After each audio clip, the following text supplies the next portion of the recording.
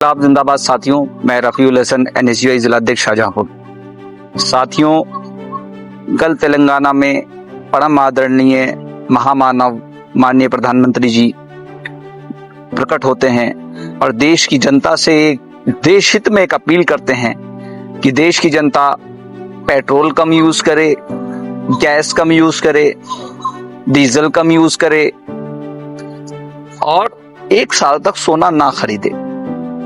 मैं माननीय प्रधानमंत्री जी से निवेदन करना चाहता हूं कि प्रधानमंत्री जी, देश की जनता ने आपको तीसरी बार इसी दिन के लिए प्रधानमंत्री चुना था कि आप देश की जनता को बताएं कि आप ये ना करें, आप वो ना करें, आप यहां ना जाएं, आप ये करें, आप यात्राएं कम करें।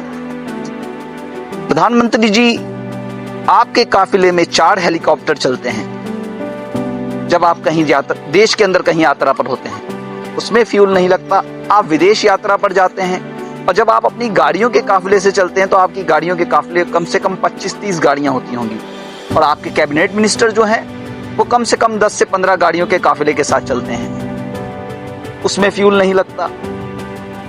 आप कहते थे कि ये विपक्ष के लोग आपका मंगलसूत्र चुरा लेंगे। माताओं बहनों, मंगलसूत्र चुराने का असली काम तो आप कर रहे हैं।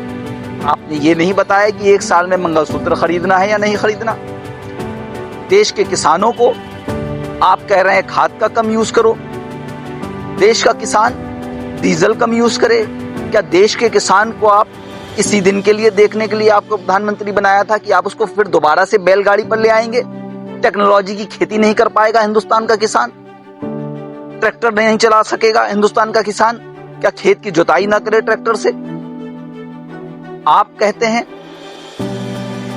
प्रधानमंत्री नरेंद्र मोदी जी, मैं आपसे निवेदन करना चाहूंगा कि आप अपने इस देश हित में, जो आप अडानी हित में कार्य कर रहे हैं, देश के सारे जंगल, आपने बड़े बड़े जंगल, अभी आपने हाल ही में अंडमान निकोबार का जंगल अपने मित्र अडानी को दे दिया। अभी कुछ दिनों बाद आप कहेंगे देश हित में पेड़ कम हो रहे हैं, आप अपने घर में लकड़ी के दरवाजे, लकड़ी की विंडो लगाना बंद कर दीजिए।